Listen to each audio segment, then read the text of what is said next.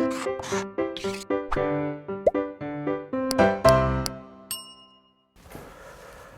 Students, welcome back to Blueprint Digital. आज की इस वीडियो में हम गैसीय विनिमय यानी कि एक्सचेंज ऑफ गैसेस के बारे में पढ़ेंगे और श्वसन कला यानी कि रेस्पिरेटरी मेम्ब्रेन के बारे में पढ़ेंगे। वीडियो को स्टार्ट करने से पहले हमारे चैनल को सब्सक्राइब करें और बेल आइकन दबाना न भूलें, जिससे हमारे लेटेस्ट वीडियोस की नोटिफिकेशन आपको प्राप्त होती रहे। अब हम आज के टॉपिक पर आते हैं। गैसीय विनिमय यानी कि गैसों का आदान प्रदान, उसका जो प्रमुख स्थल होता है, प्रमुख साइट होती है, वो कूपिका यानी कि एल्वुलाई होती है। तो जो मेन साइट है वो होती है कूपिका यानी कि एल्वुलाई। लंग्स की संरचनात्मक एवं क्रियात्मक इकाई एल्वुलाई कहलाती है और ये एल्वुलाई ही, कूपिका ही गैसियस एक्सचेंज यानी कि गैसीय विनिमय की प्रमुख साइट होती है, प्रमुख स्थल होता है। यहाँ पर गैसीय विनिमय रुधिर तथा ऊतकों के बीच होता है। जो गैसीय विनिमय होता है वो रुधिर और ऊतकों के बीच होता है। तो रुधिर और ऊतकों के बीच में गैसों का विनिमय होता है। इन स्थानों पर O2 और CO2 का विनिमय साधारण विसरण से होता है, यानी कि सिंपल डिफ्यूजन से गैसों का आदान प्रदान होता है। O2 और CO2 का जो विनिमय होता है वो एक निष्क्रिय प्रक्रिया है, यानी कि एक पैसिव प्रोसेस है। इसमें ATP के रूप में एनर्जी का खर्च नहीं होता है। और जो गैसों का विनिमय होता है वो सांद्रता प्रवणता अथवा दाब के कारण होता है। दाब अथवा सांद्रता प्रवणता,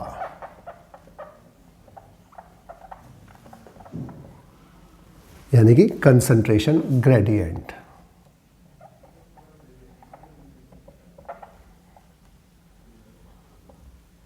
कंसंट्रेशन ग्रेडियंट अथवा सांद्रता प्रवणता के कारण गैसों का विनिमय होता है। जो कोई भी गैसीय मिक्सचर होता है, गैसों का मिश्रण होता है, उसमें प्रत्येक गैस, इंडिविजुअल गैस एक प्रेशर और एक दाब आरोपित करती है। इसे हम आंशिक दाब अथवा पार्शियल प्रेशर बोलते हैं। आंशिक दाब यानी कि पार्शियल प्रेशर। तो पार्शियल प्रेशर के कारण ही गैसों का आदान प्रदान होता है। लेकिन आंशिक दाब होता क्या है कि किसी भी गैसीय मिश्रण में जहां पर एक से ज़्यादा गैस है, वहां पर प्रत्येक गैस, इंडिविजुअल गैस एक प्रेशर आरोपित करती है, जिसे हम आंशिक दाब या पार्शियल प्रेशर कहते हैं। और इसे हम ऑक्सीजन के लिए PO2 से, CO2 के लिए PCO2 आदि से और नाइट्रोजन के लिए NPN लिखते हैं। लेकिन मेनली हम दो ही चीज़ यूज़ करते हैं, PO2 और PCO2, क्योंकि यहाँ पर ऑक्सीजन और कार्बन डाइऑक्साइड, O2 और CO2 का ही गैसीय विनिमय होता है, इसलिए PO2 और PCO2 ही यूज़ करते हैं। विसरण के समय गैसें अधिक पार्शियल प्रेशर से कम पार्शियल प्रेशर की ओर जाती है। अधिक पार्शियल प्रेशर से कम पार्शियल प्रेशर की ओर गैसें जाती हैं। अब जो गैसों का विसरण होता है वो बेसिकली दो जगह होता है। कूपिकाओं की सतह से गैसीय विनिमय होता है एक तो, और दूसरा ऊतकों में गैसीय विनिमय। तो दो जगह गैसीय विनिमय होगा। पहला कूपिका सतह से, और दूसरा जो दूसरा विनिमय होगा वो होगा ऊतकों में गैसीय विनिमय। ऊतकों में यानी कि टिश्यूज में गैसीय विनिमय होगा। तो पहले कूपिकाओं में, एल्वुलाई में गैसीय विनिमय होगा और उसके बाद फिर टिश्यूज में या ऊतकों में गैसीय विनिमय होगा। जो वायुमंडल है, वायुमंडल से ऑक्सीजन युक्त जो शुद्ध वायु है वो फेफड़ों में लाई जाती है और फेफड़ों के लास्ट पार्ट एल्वुलाई में पहुंचती है। ये एल्वुलाई का एक डायग्राम है। अब जो इसका श्वसन कला यानी कि रेस्पिरेटरी मेम्ब्रेन होती है वो 0.2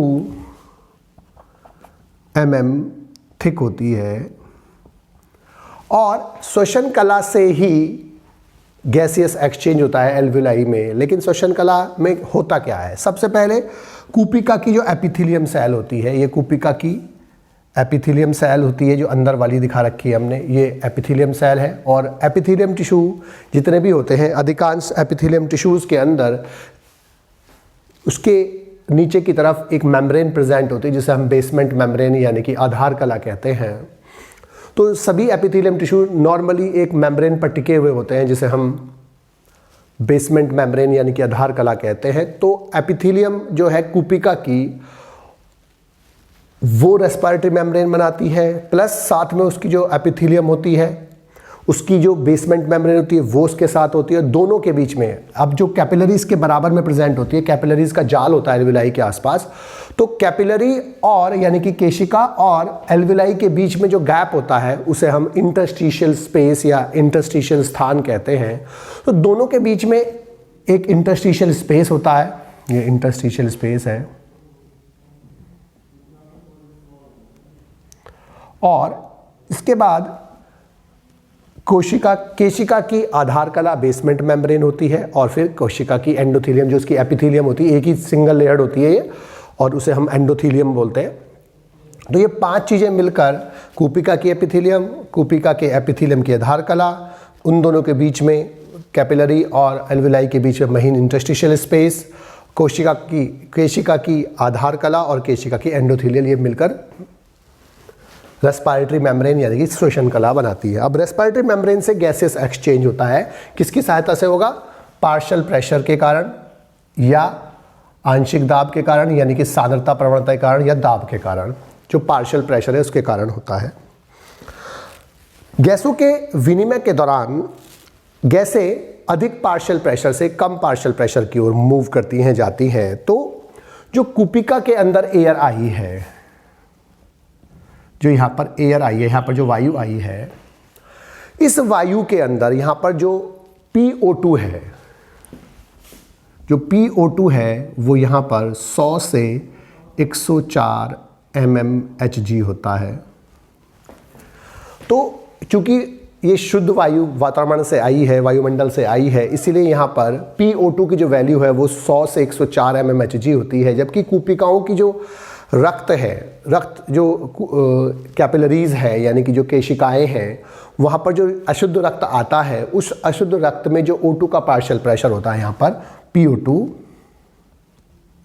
वो 40 mmHg होता है।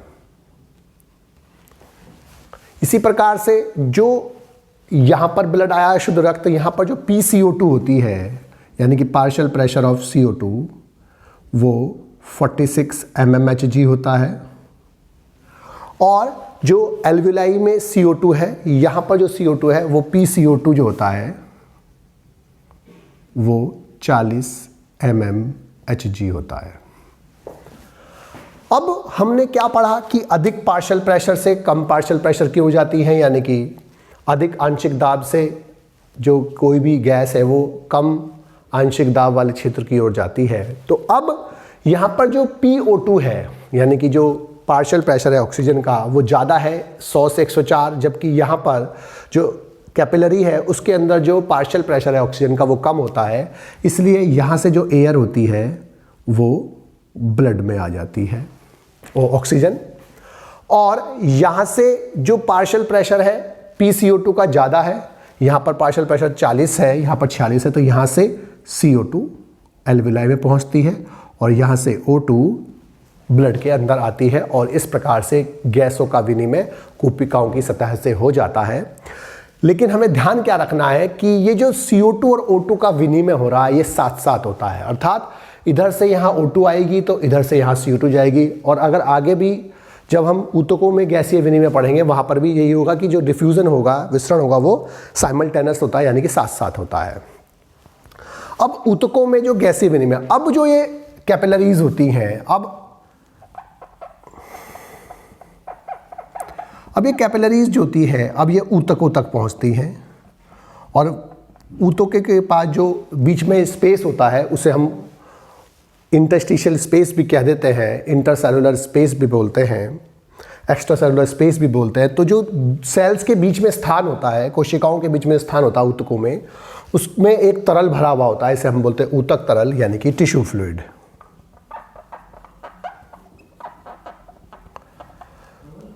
ये वास्तव में छना हुआ ब्लड होता है। तो कैपिलरीज जब वहाँ पहुँचती हैं तो जो अब वहाँ पर कैपिलरीज पहुँची हैं, वहाँ पर जो ब्लड पहुँचा है, वहाँ पर जो ब्लड है, वहाँ पर जो O2 का जो पार्शियल प्रेशर होता है इस ब्लड के अंदर वो होता है PO2, वो 100 mmHg होता है। और जबकि यहाँ पर जो PCO2 होता है वो 40 mmHg होता है।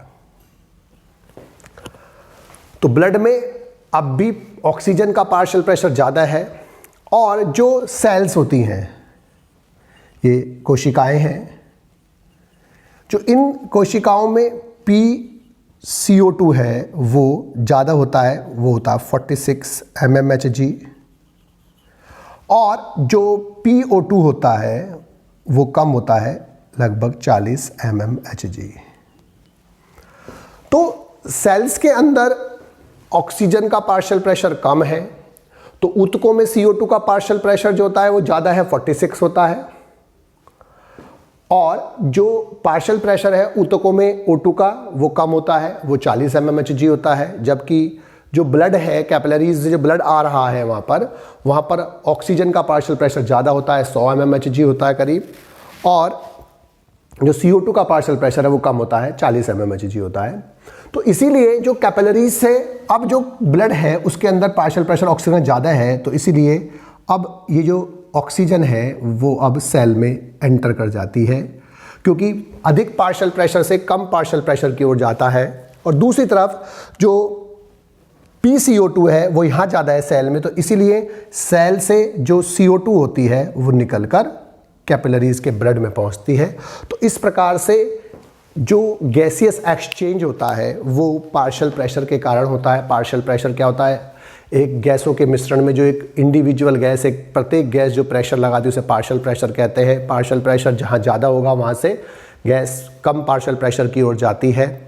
पहले कूपिकाओं में और ब्लड के बीच में, एल्विलाई और ब्लड के बीच में, कैपिलरीज के बीच में या ब्लड के बीच में गैसियस एक्सचेंज होता है। एयर जो आती है एल्विलाई में उसका पार्शियल प्रेशर जो होता है ऑक्सीजन का वो ज़्यादा होता है, 100 से 104 mmHg होता है। जबकि यहाँ पर CO2 का जो पार्शियल प्रेशर होता है वो कम होता है, जो 40 mmHg होता है। जो ब्लड आया है इसके पास, यहाँ पर उस ब्लड के अंदर जो पार्शियल प्रेशर होता है CO2 का वो ज़्यादा होता है, 46 mmHg होता है, और ऑक्सीजन का जो पार्शियल प्रेशर होता है वो कम होता है, 40 mmHg होता है। इसलिए अधिक पार्शियल प्रेशर ऑक्सीजन का यहाँ पर है, इसलिए यहाँ से ऑक्सीजन निकल कर ब्लड में आती है, और पार्शियल प्रेशर CO2 का यहाँ ज़्यादा है ब्लड से, तो ब्लड से CO2 निकल कर एल्विलाई में जाती है। अब जो ये ब्लड जो है जब कैपिलरीज की सहायता से टिश्यू फ्लूइड के पास पहुँचता है, टिश्यू में पहुँचता है, तो वहाँ पर भी ऑक्सीजन का पार्शियल प्रेशर ज़्यादा होता है, 100 mmHg होता है, और ब्लड में PCO2 का पार्शियल प्रेशर 40 mmHg होता है। जबकि सेल्स के अंदर जो ऊतक की सेल्स है वहाँ पर पार्शियल प्रेशर CO2 का ज़्यादा होता है, 46 mmHg, और PO2 का जो पार्शियल प्रेशर होता है ऑक्सीजन का वो कम होता है, 40 mmHg। इसलिए कैपिलरी ब्लड से निकलकर ऑक्सीजन सेल्स में प्रवेश कर जाती है और सेल्स की CO2 जो होती है वो ब्लड में यानी कि कैपिलरीज के अंदर आ जाती है। बच्चों, आज की इस वीडियो में बस हम इतना ही पढ़ेंगे। हमारी इस वीडियो को आप लाइक करें और अपने दोस्तों के साथ शेयर करें। यदि आपका कोई डाउट है तो आप हमें कमेंट करके बता सकते हैं। इस अध्याय को और अच्छे से पढ़ने और समझने के लिए आप चित्रा प्रकाशन की बुक एक्टिव जीव विज्ञान की सहायता भी ले सकते हैं।